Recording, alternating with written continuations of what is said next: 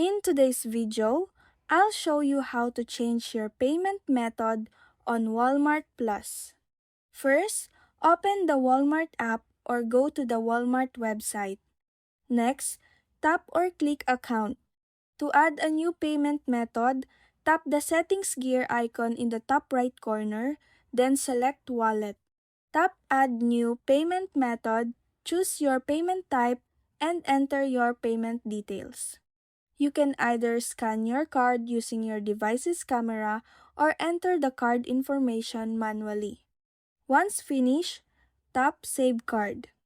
If you want to update the payment method for an existing order, go to Account, then select Purchase History.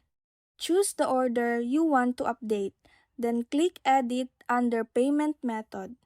Select an existing payment method or add a new one.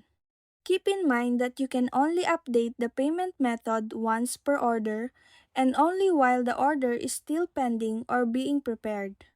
Once the order is on the way or delivered, the payment method can no longer be changed. And that's it. That's how you change your payment method on Walmart Plus.